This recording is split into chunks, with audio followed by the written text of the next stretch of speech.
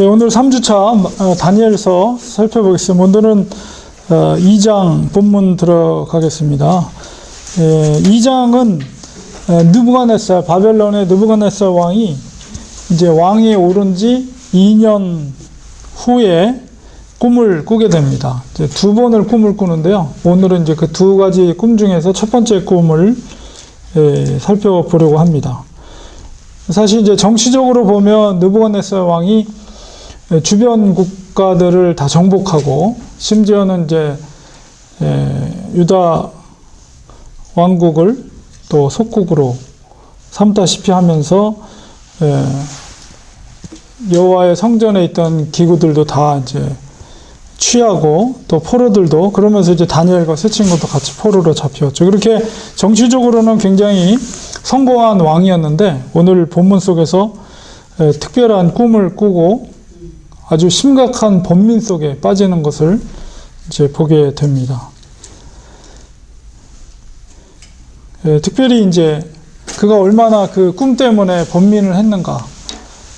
꿈의 내용조차도 알려주지도 않고 무슨 꿈을 꿨는지 그리고 그 꿈의 의미가 뭔지 그것을 밝혀내라고 이렇게 어떻게 보면 너무나도 터무니없는 요구를 왕이 하는 것을 보게 되죠. 자, 본문으로 들어가겠습니다. 2장 1, 2절이 이제 서론에 해당되는 내용입니다. 느부갓네살이 다스린 지 2년 되는 해에 느부갓네살이 꿈을 꾸고 그로 말미암아 마음이 번민하여 잠을 이루지 못한지라. 우리가 잠을 못 자면 정말 피곤하죠. 우리 단잠을 자는 사람은 참 건강한 사람입니다. 그냥 눕기만 하면 그냥 5분 이내에 그냥 잠자버리는 사람이 있어요. 진짜 그건 축복이에요. 하나님의 축복.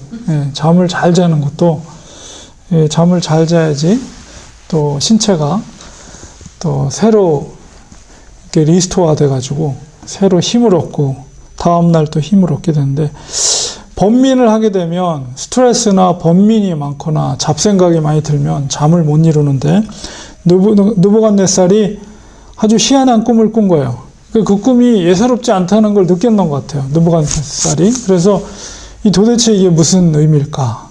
너무 이제 그것이 생각하고 아무리 생각해도 이해할 수 없는, 그러나 이거는 보통 꿈은 아닌 것 같고 그래서 잠을 못 이루는 그런 상황 가운데 왕이 그의 꿈을 자기에게 알려주도록 박수와 술객과 점쟁이와 갈대아 술사를 부르라 말하며 그들이 들어가서 왕의 앞에 선지라. 그래서 그 꿈이 무엇인지 그 중동 지역에는 지난번에도 제가 말씀드린 것처럼 그런 고전 그 석판에 새겨진 것들이 대부분 이렇게 술이나 점술이라든가 점성 이런 관련된 그런 학문들이 굉장히 많았고 그렇기 때문에 그런 박수, 술객, 점쟁이, 술사 이런 사람들이 많이 존재하고 있었고 그런 사람들이 이제 책사로서 굉장히 큰 영향을 끼치던 사람들인데 그 꿈을 해몽하기 위해서 다 불러 모은 거예요. 그리고 나서 3절부터 13절까지 그 술사들한테 그 꿈을 해몽할 것을 이제 왕이 요구하는 내용입니다. 왕이 그들에게 이르되 내가 꿈을 꾸고 그 꿈을 알고자 하여 마음이 번민하도다 하니 갈대아 술사들이 아람 말로 왕에게 말하되 그 바벨론 말로 이제 말하는 거예요. 왕이여 만수무강하옵소서. 이때만 해도 분위기가 좋았어요. 술사들이 자기들을 불렀으니까 그래도 뭔가 자기들의 도움을 왕이 청하기 위해서 불렀구나. 그래서 이제 왕에게 만수무강하옵소서 하고 이제 왕에게 묻습니다. 왕께서 그 꿈을 종들에게 이루시면 우리가 해석하여 드리겠나이다. 그러니까 많은 그런 해몽이라든가 그런 풀이한다거나 이런 학문들이 굉장히 발달됐던 것 같아요. 그래서 왕이 어떤 꿈에 대한 내용을 이야기해주면 그런 술사들이 그 이야기를 듣고 이것은 어떤 내용의 꿈입니다. 이렇게 말해주려고 이제 레디하고 있었던 거예요. 근데 왕이 갈대아인들에게 대답하여 이르되 내가 명령을 내렸나니 너희가 만일 꿈과 그 해석을 내게 알게 하지 아니하면 너희 몸을 쪼갤 것이며 너희의 집을 거름더미로 만들 것이요 너희가 만일 꿈과 그 해석을 보이면 너희가 선물과 상과 큰 영광을 내게서 얻으리라. 그런즉 꿈과 그 해석을 내게 보이라. 이제 그 술사들은 이제 왕이 이제 어떤 꿈을 꿨는지 얘기해 주기를 기다렸는데 왕은 전혀 자기가 꿈 얘기를 해주지 않고 오히려 내가 무슨 꿈을 꿨는지 그리고 그 꿈의 의미가 무엇인지를 그를 풀이해 내라 이렇게 요구를 하는 거예요. 그 말을 듣고 술사들이 또 얘기합니다. 7절에 그들이 다시 대답하여 이르되, 여기 그들은 술사들이에요. 원하건대 왕은 꿈을 종들에게 이루소서. 그리하시면 우리가 해석하여 드리겠나이다. 이제 이 술사들도 답답한 거죠. 아니 무슨 꿈 이야기를 해줘야지 우리가 그 내용을 듣고 무슨 의미인지를 설명해 줄 텐데 꿈 내용을 전혀 얘기해 주지 않으니까 이 술사들도 뭐 어쩔 도리가 없는 거죠. 왕이 무슨 꿈을 꿨는지 어떻게 알겠어요.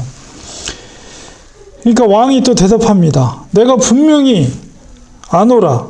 너희가 나의 명령이 내렸음을 보았으므로 시간을 지연하려 함이로다. 그러니까 분명히 이제 요구를 했는데 이제 술사들이 다시 똑같은 걸 왕이 무슨 꿈을 꿨는지 요구를 하니까 이것들이 내가 명령을 내렸는데도 똑같은 반복된 질문을 해서 자기들이 뭔가 피할 길을 찾는다는 거죠. 시간을 뭔가 지연시키기 위해서 똑같은 질문을 나한테 요구한다. 이렇게 왕이 판단을 한 거예요. 그래서 다시 한번 이제 엄격하게 얘기합니다. 너희가 만일 이 꿈을 내게 알게 하지 아니하면 너희를 처치할 법이 오직 하나이니 이는 너희가 거짓말과 망령된 말을 내 앞에서 꾸며 말하여 때가 변하기를 기다리려 함이라. 이제 그 꿈을 내게 알게 하라. 그리하면 너희가 그 해석도 보일 줄을 내가 알리라 하더라. 그러니까 왕이 정말 어처구니 없는 요청을 계속하는 거예요.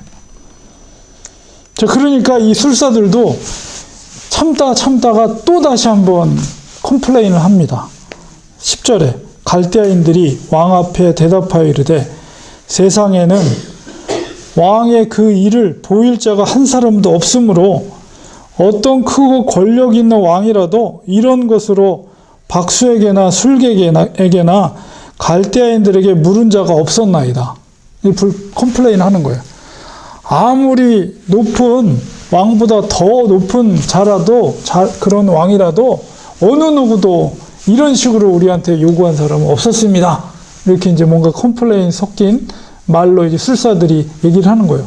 맞는 말이죠. 누가 꿈 얘기도 하지 않고 그거를 해석해 달라고 그리고 무슨 꿈을 꿨는지 얘기를 할 것. 이제 그거에 대해서 이들이 왕에게 다시 한번 컴플레인 하듯이 얘기를 합니다. 그러니까 이제 왕이 이제 대노를 한 거예요. 왕께서 물으신 것은 어려운 일이라 육체와 함께 살지 아니하는 신들 외에는 왕 앞에 그것을 보일 자가 없나이다. 맞는 말이죠. 신 밖에는 왕이 요구한 것을 알 수 있는 사람은 없습니다. 이렇게 말하고 있어요. 그때 이제 왕이 진노하면서 12절에 왕이 이로 말미암아 진노하고 통분하여 바벨론의 모든 지혜자들을 다 죽이라 명령하니라. 좀 왕이 무지막지하죠. 그래서 그 이야기를 듣고 이제 진노하면서 술사들, 지혜자들을 다 죽이라. 왕이 그런 명령을 내렸어요. 왕의 명령이 내림에 지혜자들은 죽게 되었고 다니엘과 그의 친구들도 죽이려고 찾았더라. 그러니까 지난 1장에서 이제 그 3년간의 프로그램에서 아주 우수한 성적으로 뽑힌 그 다니엘과 세 친구들도 그런 역할을 책을 하던 역할을 하던 사람들이었기 때문에 지혜자들이었기 때문에 왕의 이 명령에 따라서 모든 술사뿐만 아니라 그 다니엘과 그 세 친구도 이제 죽을 위기의 순간에 처하게 된 거죠. 이 내용 속에서 왕의 꿈을 그 요구한 것을 들을 수 있는 것은 이 술사들이 얘기한 것처럼 하나님의 능력이 아니고서는 불가능한 거예요. 그래서 하나님의 지혜와 하나님의 능력만이 왕이 무슨 꿈을 꿨는지, 그리고 그 꿈의 의미가 무엇인지를 알 수 있다라는 것을 이 저자인 다니엘이 이 내용 속에서 의도하고 있는 거죠. 그 왕과 풀사들의 그 대화를 통해서 오직 하나님만이 왕의 그 요구를 들어줄 수 있는 능력과 지혜가 있는 분이다라는 것을 의도적으로 왕과 술사들의 그 충돌 속에서 다니엘이 기록을 하고 있는 것입니다. 그리고 이제 이 명령이 이 다니엘에게도 이야기가 전달되는 내용입니다. 그때 2장 14절에 왕의 근위대장 아리옥이 바벨론 지혜자들을 죽이려고 나가매 다니엘이 명철하고 슬기로운 말로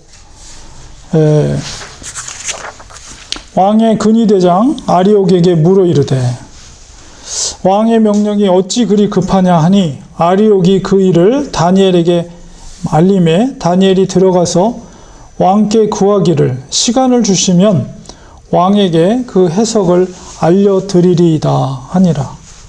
이 모습 속에서도 다니엘이 얼마나 침착한지 모르겠어요. 지금 아리옥은 근위대장, 바벨론 왕의 근위대장 아리옥이 그 지혜자들을 다 죽이기 위해서 지금 이제 그 지혜자들을 찾아가는 거 아니에요? 그때 다니엘은 굉장히 침착하게 대처를 합니다. 마치 그 1장에서 나타났던 그 진미를 주는 감독관에게 마치 열흘의 시간을 달라. 그래서 열흘 동안 시험을 해서 그들과 진미를 먹은 자들과 채식을 한 우리와 비교를 해서 그때 결정을 해라. 그렇게 지혜롭게 시간을 벌었던 것처럼 이번에도 침착하게 왕에게 시간을 이제 달라고 합니다. 이것도 굉장히 뭐랄까 이 어떤 문제 앞에서 우리가 어떻게 대처를 해야 될 것인가 이런 지혜를 우리가 다니엘로부터 보게 돼요. 막 그냥 정신없이 이거 어떡하지 큰일 났네 이게 아니라 침착하게 그것을 아직은 이제 답이 없는 거예요. 다니엘도 답이 없지만 그래도 그 열흘이라는 시간을 그렇게 요구를 한 것은 바로 하나님을 신뢰하는 마음으로 우리가 채식을 먹어도 하나님 반드시 우리를 도와주실 것이다. 이런 믿음이 있었던 거죠. 그렇기 때문에 왕에게 시간을 요구한 것은 우리가 결단하고 기도하자. 하나님 반드시 우리를 도와주실 것이다. 그런 믿음을 가지고 침착하게 왕에게 지금 왕은 진노하고 있잖아요. 당장이라도 다 죽이라고. 그럼에도 불구하고 그것을 침착하게 요구했을 때 이 본문 속에서 왕이 그것을 수용한 것을 우리가 알 수 있죠. 다니엘이 요구했던 것을.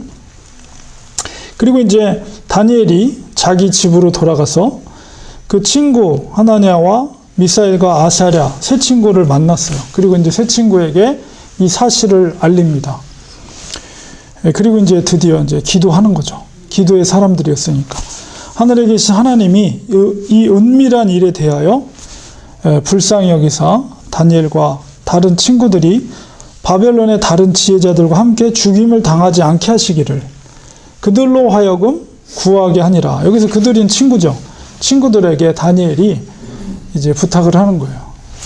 이제 이 비밀스러운 이 일을 정말 하나님께 기도해서 이 일로 인해서 지혜자들 뿐만 아니라 우리와 나와 너희들이 정말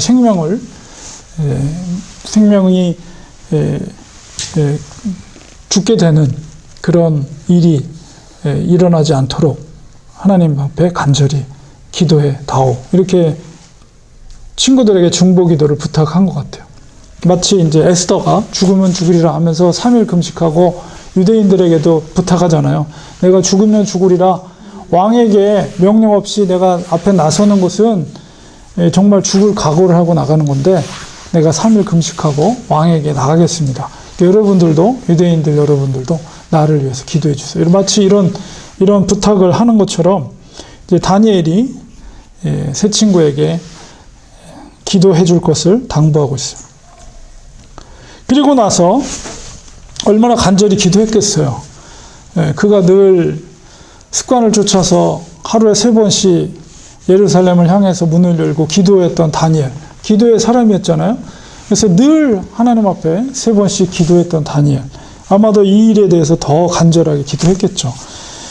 그래서 이 19절에 이에 이 은밀한 것이 그 비밀이죠. 밤에 환상으로 다니엘에게 나타나 보임에 다니엘이 하늘에 계신 하나님을 찬송하니라. 드디어 하나님께서 그들의 기도를 응답해 주셨어요. 그리고 이 느부갓네살 왕이 어떤 꿈을 꾸었는지 환상 가운데 그에게 보여주시고, 그 다음에 그 환상의 의미가 무엇인지를 또한 지혜로 그에게 부어주셨어요. 그래서 다니엘이 알게 된 거죠. 그래서 그 깨달은 것을 하나님께서 그 지혜와 환상으로 깨닫게 해주신 것에 대해서 20절, 23절에 하나님을 찬미하고 있습니다. 다니엘이 말하 이르되 영원부터 영원까지 하나님의 이름을 찬송할 것은 지혜와 능력이 그에게 있음이로다. 바로 핵심적인 내용이 바로 다니엘서의 가장 핵심적인 주제가 바로 이 속에 들어있어요. 그는 21절 그는 하나님은 때와 계절을 바꾸시며, 때와 계절을 바꾼다는 것은 그 시간에 주권을 갖고 계신 분이라는 거고, 또 왕들을 패하시고 왕들을 세우시며, 이것은 뭐예요? 모든 제국과 열방과 왕들, 열왕에 죽고 사는 그 주권을 하나님께서 갖고 계시다는 거죠. 그 제국의 멸망과 또 제국이 일어나는 것과 이 모든 것의 주권이 바로 하나님 손에 있다는 것을 이제 다니엘의 찬송 속에서 고백하는 거예요. 그리고 지혜자에게 지혜를 주시고 총명한 자에게 지식을 주시는도다. 그런 책사에게 진정한 하늘의 지혜를 하나님이 주시는 것이다. 그래서 다니엘에게 주신 지혜, 그 세 친구에게 주신 지혜가 자기들이 아니라 바로 하나님이 주시는 것이다 라는 것을 겸손하게 인정하고 있습니다. 그리고 그는 깊고 은밀한 일을 나타내시고 어두운 데 있는 것을 아시며 또 빛이 그와 함께 있도다. 그래서 빛이 참된 지혜의 절정 혹은 뭐 그런 의미라면 어둠이라는 것은 무지 뭐 이런 거라고 쓸 수 있죠. 그래서 모든 지혜가 하나님께 있음을 그렇게 비유적으로 표현하고 있어요. 그래서 모든 깊고 은밀한 일을 하나님은 알고 계신 거죠. 그래서 그분께서 나에게 그 은밀한, 느부갓네살의 은밀한 것을 나에게 밝히 알게 해주셨다.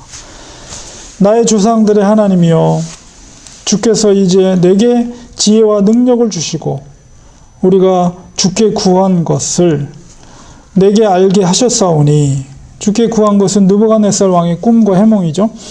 내가 주께 감사하고 주를 찬양하나이다. 곧 주께서 왕의 그 일을 내게 보이셨나이다 하니라. 그래서 얼마나 기쁘고 감사했으면 이런 하나님 앞에 찬양의 노래로.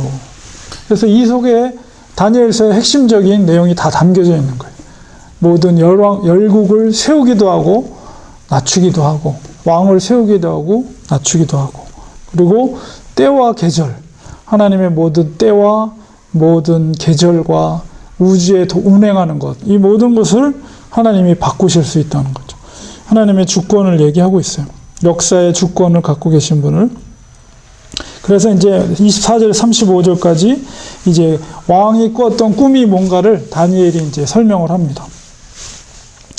이에 다니엘은 왕이 바벨론 지혜자들을 죽이라 명령한 아리옥에게로 가서 그에게 이같이 이르되, 바벨론 지혜자들을 죽이지 말고 나를 왕의 앞으로 인도하라. 그리하면 내가 그 해석을 왕께 알려드리리라 하니, 바로 다니엘의 이 행동을 통해서 다니엘의 세 친구뿐만 아니라 바벨론의 모든 책사, 술사와 그 다음에 지혜자들의 생명을 이제 구원하는 역할을 하게 되죠. 다니엘이. 그러니까 다니엘이 일종의 예수 그리스도의 모형과 같은 모습도 여기에 담겨져 있어요. 이에 아리옥이 다니엘을 데리고 급히 왕 앞에 들어가서 아뢰되 내가 사로잡혀온 유다 자손 중에서 한 사람을 찾아내었나이다. 드디어 왕의 꿈을 설명하고 또 꿈을 뜻을 해몽해 줄 사람을 찾았다 이거죠. 아리옥이. 그가 그 해석을 왕께 알려드리이다. 왕이 대답하여 벨드사살이라 이름한 다니엘에게 이르되 내가 꾼 꿈과 그 해석을 내가 능히 내게 알게 하겠느냐? 너가 진짜 내가 꾼 꿈과 그 의미를 말할 수 있겠느냐? 이렇게 물었어요. 다니엘이 왕 앞에 대답하여 이르되 왕이 물으신 바 은밀한 것은 지혜자나 술객이나 박수나 점쟁이가 능히 왕께 보일 수 없으되 오직 은밀한 것을 나타내실 이는 하늘에 계신 하나님이시니라. 얼마나 지혜로운지 몰라요. 이 다니엘이 아주 뭔가 머리가 돌아가는 사람이었다면 그 하나님의 은혜를 싹 숨기고 제가 지혜가 있습니다. 저에게는 이러면서 자기 이름을 높일 수 있는 그런 자리에 취할 수도 있었지만 그는 하나님을 왕에게 이야기합니다. 그가 바로 느부갓네살 왕에게 후일에 될 일을 알게 하셨나이다. 그가 누구예요? 하나님이죠. 하나님이 알게 해주셨습니다. 저에게 왕의 꿈, 곧 왕이 침상에서 머릿속으로 받은 환상은 이러하나이다. 왕이여, 왕이 침상에서 장래일을 생각하실 때, 그러니까 그 꿈은 앞으로 되어질 일이라는 거죠. 그러니까 얼마나 놀라운 꿈입니까? 은밀한 것을 나타내시는 이 바로 하나님이죠. 하나님께서 장래일을 왕에게 알게 하셨사오며 내게 이 은밀한 것을 나타내심은, 그러니까 하나님이 나에게 그것을 나타내 주셨습니다. 당신이 꾼 꿈을 내 지혜가 모든 사람보다 낫기 때문이 아닙니다. 그러니까 내 지혜는 다른 사람보다 높은 게 아닙니다. 이렇게 말하고 있어요. 오직 그 해석을 왕에게 알려서 왕이 마음으로 생각하던 것을 왕에게 알려주려 하심입니다. 단지 나는 알려주는 역할을 했고 하나님께서 나에게 그것을 알게 해주셨습니다. 그래서 다니엘이 정직함과 다니엘의 겸손의 모습을 보게 됩니다. 왕이여, 이제 드디어 그 왕이 꾼 꿈의 내용을 설명을 하고 있어요. 왕이 한 큰 신상을 보셨나이다. 꿈속에서 큰 신상을 보았는데 그 신상이 왕의 앞에 섰는데 크고 광채가 매우 찬란하며 그 모양이 심히 두려우니, 신상의 크기가 크다는 것은 느부갓네살이 이룩한 제국의 크기가 얼마나 큰가를 상징적으로 표현하고 있고, 그 광채가 두렵다라는 의미는 그 권위, 그 왕의 권위를 상징하는 거라고 볼 수가 있어요. 그 우상의 머리는 순금이요. 그러니까 이 우상의 머리는 바벨론, 지금 느부갓네살 왕의 제국인 바벨론이고 그게 순금으로 되어 있고, 그 다음에 가슴과 두 팔은 은으로 되어 있는데 이것은 앞으로 되어질 그 바벨론 다음에 이제 메대와 바사로 이어지거든요. 메대는 얼마 안 갔어요.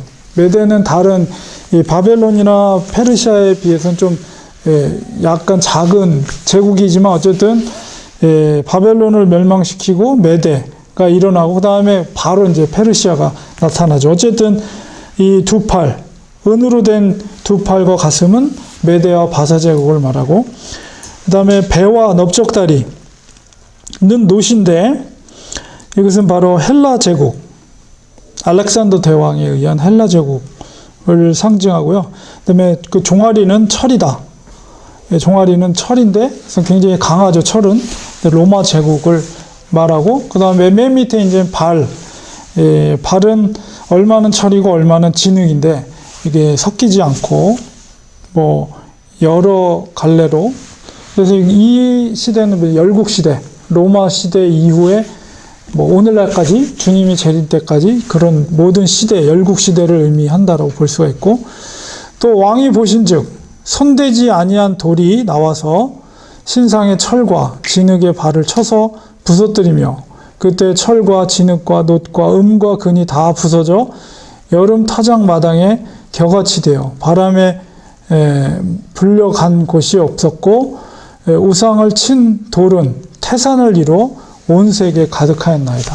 그래서 여기서 손대지 않은 돌이라는 것이 그 돌이 날라와서 다 부서뜨리죠. 신상을 부서뜨리는데 그 돌은 바로 그리스도, 예수 그리스도를 상징하고 그 돌이 태산을 이루어 온 세계에 가득했다. 이것은 바로 하나님의 나라, 하나님 나라를 상징하는 표현입니다. 자, 이렇게 꿈에 대한 내용을 설명해 주고, 그 다음에 이제 그 꿈에 대한 그 해석을 이제 36절, 45절까지 다니엘이 이어서 계속합니다. 그 꿈이 이러한 즉, 내가 이제 그 해석을 왕 앞에 아뢰리이다. 왕이여, 왕은 여러 왕들 중에 왕이시라. 하늘의 하나님이 나라와 권세와 능력과 영광을 왕에게 주셨고, 사람들과 들짐승과 공중의 새들 어느 곳에 있는 것을 막론하고 그것들을 왕의 손에 넘기사 다 다스리게 하셨으니 왕은 곧 그 금머리니이다. 느부갓네살이 이제 바벨론의 왕이었죠. 현재의 왕이죠. 그래서 그 황금으로 된 것은 이런 모든 권세를 하나님께서 당신에게 준 것입니다. 그래서 당신의 신상의 머리가 이제 바벨론이 금으로 이렇게 표현된 것이고, 왕을 뒤이어 왕보다 못한 다른 나라가 일어날 것이다. 그것이 바로 메데와 바사. 그리고 셋째로 또 똑같은 나라, 헬라 제국, 알렉산더 대왕에 의한 헬라 제국이 일어나서 온 세계를 다스릴 것이며, 그 다음에 넷째 나라가 로마 제국은 강하기가 새가 틀이니 새는 모든 물건을 부서뜨리고 이기는 것이라. 새가 모든 것을 부수는 것 같이 그 나라가 문 나라를 부서뜨리고 찌을 것이며, 로마 제국이 가장 오래 갔죠. 강력한 나라로. 왕께서 그 발가락이 얼마는 토기장의 진흙이요 얼마나 쇠인 것을 보셨은즉 그 나라가 나누일 것이며, 왕께서 쇠와 진흙이 섞인 것을 보셨은즉 그 나라가 쇠같이 든든함이 있을 것이나, 그 발가락이 얼마나 쇠요 얼마나 진흙인즉 그 나라가 얼마나 든든하고 얼마나 부서질 만한 것이며, 왕께서 쇠와 진흙이 섞인 것을 보셨은즉 그들이 다른 민족과 서로 섞일 것이나 그들이 피차에 합하지 아니함이 쇠와 진흙이 합하지 않음과 같으리이다. 이 여러 왕들의 시대에 하늘의 하나님이 한 나라를 세우시리니, 하나님의 나라요, 이것은 영원히 망하지도 아니할 것이요 그 국권이 다른 백성에게로 돌아가지도 아니할 것이요 도리어 이 모든 나라를 쳐서 멸망시키고 영원히 설 것이라. 손대지 아니한 돌이 산에서 나와서 쇠와 놋과 진흙과 은과 금을 부서뜨린 것을 왕께서 보신 것은 크신 하나님이 장래일을 왕께 알게 하신 것이라. 이 꿈은 참되고 이 해석은 확실하니이다 하니. 그래서 그 느부갓네살 왕이 꾼 꿈의 그 신상의 그 해석이 앞으로 되어질 이제 제국의 이야기, 그리고 최종적으로 예수 그리스도를 통한 하나님 나라가 확장될 것을 보여준 것이다 라는 것을 이제 느부갓네살이 알게 된 거죠. 드디어 이제 느부갓네살이 그렇게 잠 못 이루며 근심했던 그 문제가 아주 깨끗하게 해결이 된 거예요. 이에 느부갓네살 왕이 엎드려 다니엘에게 절하고, 얼마나 마음을 시원하게 하고 그 꿈을 설명해 줬을 뿐만 아니라 그것을 해석해 주기까지 그것이 너무나도 놀라워서 다니엘에게 왕이 엎드립니다. 너무 있을 수 없는 일이죠. 다니엘에게 절하고 명하여 예물과 향품을 그에게 주게 하니라. 왕이 대답하여 다니엘에게 이르되 너희 하나님은 참으로 모든 신들의 신이요 모든 왕의 주제시로다. 이 바벨론의 왕이 포로로 잡혀한 그 다니엘의 하나님을 진짜 참신이라고, 신들 중에 신이라고 극찬을 하고 있는 것을 보게 됩니다. 내가 능히 이 은밀한 것을 나타내었으니 내 하나님은 또 은밀한 것을 나타내시는 이시로다. 왕이 이에 다니엘을 높여 귀한 것이나 선물을 많이 주며 그를 세워 바벨론 온 지방을 다스리게 하며 또 바벨론 모든 지혜자의 어른을 삼았으며, 드디어 다니엘이 바벨론의 최고의 자리에 올라가게 됐어요. 이 일로 인해서. 엄청난 거죠. 물론 하나님께서 은혜를 부어주신 것인데 정말 하나님이 정말 높여주셨어요.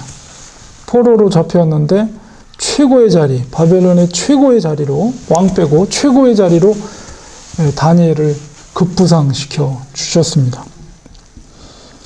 그리고 왕이 또 다니엘의 요구대로 사드락과 메삭과 아벳느고를 세워서 바벨론 지방의 일을 다스리게 하였고 다니엘은 왕궁에 있었더라. 그래서 다니엘은 혼자만 그런 은혜를 입은 것이 아니라 왕에게 이야기를 하죠. 자기의 그 세 친구들의 이름을 대면서 이 친구들도 나만큼 아주 큰 일꾼으로 왕에게 도움이 될 것입니다. 아마 이런 좋은 얘기를 했을 거예요. 그리고서는 왕이 또 기억하고 있었겠죠. 그 3년 프로그램에서 그 네 사람이 워낙 출중했으니까 10배나 자기가 밑에 있던 술사들보다 10배나 지혜로운 것을 이제 알고 있었기 때문에 다니엘이 이야기했더라도 왕이 그들을 기억하고 있었겠죠. 그러니까 그들을 높였겠죠. 그냥 다니엘이 말해줬다고 해서 높여준 게 아니라 그만한 실력과 능력이 있었기 때문에 다니엘이 또한 천구해주고, 그러니까 그 다니엘은 왕궁에서 최고의 자리를 하고 있었고 이 나머지 세 친구는 지방에서 최고의 자리에서 지방을 다스리는 역할을 하게 된 것입니다. 그래서 하나님께서 이 느부갓네살의 아주 이런 말도 안 되는 요구, 이걸 통해서 하나님이 그들을 아주 최고의 자리로 높여주시는 일을 행하게 하셨죠. 이것도 다 하나님의 섭리 가운데 되어진 거죠. 왕이 그렇게 말도 안 되는 그 요청을 하는 것은 그것도 하나님께서 그들을 높이기 위해서 그에게 그런 마음을 주신 거라고 볼 수가 있습니다. 그래서 우리가 이 본문 속에서도 1장에서도 우리가 보았던 것이 점점 이제 확대되는 것을 보게 됩니다. 2장으로 가서. 그래서 생각해 보면 다니엘과 세 친구는 위기의 상황에 당황하지 않고 냉철함을 잃지 않았습니다. 왕의 요구에 대해 오직 하나님만이 해결해 줄 수 있다는 것을 알고 믿었기에 그들은 지혜롭게 기도의 시간을 벌었고 또 하나님 앞에 간구했습니다. 하나님은 그 뜻을 정한 다니엘에게 꿈과 환상을 보여주시고 깨닫게 하셔서 느부갓네살의 번민을 말끔하게 해결해 주셨습니다. 그 결과로 바벨론의 최고의 자리에 올라서게 되고 그 자리에서도 다니엘은 결코 교만하지 않고 겸손함을 잃지 않았다는 거예요. 이게 더 중요한 거예요. 그 자리에 올라가서도 절대 교만하지 않았다는 거예요. 그리고 처음과 끝이 다르지 않았다는 거예요. 시종일관 동일한 그 겸손함과 정직함을 유지했다는 거예요. 그렇기 때문에 80년 동안이나 제국이 바뀌고 왕이 바뀌어도 그 자리를 지킬 수 있던 것은 이거는 엄청난 리더십이 있는 거예요. 그 진정한 리더십은 겸손의 리더십이거든요. 사람들로부터 존중받으려면 그 사람이 겸손해야 돼요. 그렇기 때문에 사람들이 인정해 주는 거야. 정적이 있지만, 정적이 있음에도 불구하고 그들이 그 자리를 지킬 수 있었던 것은 그만큼 청빈하고 처음과 끝이 시종일관 다르지 않고 겸손했기 때문에 가능했던 거죠. 물론 그만한 능력과 실력도 있었고 하나님이 그들에게 그런 지혜와 꿈을 해석할 수 있는 능력을 또한 하나님이 주셨지만은, 그러나 인간적으로 아무리 능력이 탁월해도 교만하고 처음과 끝이 다르면 절대 그 자리에 오래 있을 수 없습니다. 항상 다니엘과 세 친구들은 동일했다는 거예요. 처음과 끝이. 그러니까 청년 시절에 가졌던 그 뜻을 정해서 뜻을 정한 것을 굽히지 않고 끝까지 그것을 지켰기 때문에 하나님께서 그들을 도와서 그 위기를 오히려 부상시킬 수 있는 기회로 하나님이 만드신 거예요. 그러니까 우리는 이것을 배워야 돼, 이것을. 총리가 된 게 중요한 게 아니고 어떤 상황 가운데 있을지라도 하나님 앞에 뜻을 정한 것을 굽히지 않고 끝까지 변질되지 않고 겸손하게 그것을 지킨다는 거. 그건 쉬운 게 아니거든요. 그 자리를 지킨다는 거. 그 모습을 지킨다는 거, 변질되지 않고. 다니엘로부터는 정말 그거를 80년 동안 어떻게 이렇게 사람이 변하지 않고 그럴 수가 있겠어요. 하나님이 그거를 보시고 그를 더 존귀하게 세워주신 거죠. 그래서 우리 그리스도인들이 정말 이 다니엘의 이런 모습, 다니엘의 새 친구의 모습을 통해서 어떤 탁월한 능력, 이런 거는 사실 그 하나님이 주셔야 되는 거죠. 물론 우리가 노력도 하지만은, 그러나 우리가 배워야 되는 점은 그런 변함없이 하나님 앞에서 그 신실함을 변질되지 않고 끝까지 겸손하게 그것을 지켜나갔다는 거. 우리가 오늘날의 우리 그리스도인들이 부족한 부분이 바로 그건 것 같아요. 조금만 뭐가 수틀리면은 금박금박 변해버리잖아요, 사람들이. 그리스도인들이. 그런 모습들이 우리가 다니엘로부터 우리가 본을 받아야 될 그런 모습이라는 교훈을 우리가 얻게 됩니다. 그래서 우리 다음 주에 또 계속해서 다니엘서 3장 살펴보도록 하겠습니다. 오늘은 여기까지 하겠습니다. 아멘. 기도하겠습니다.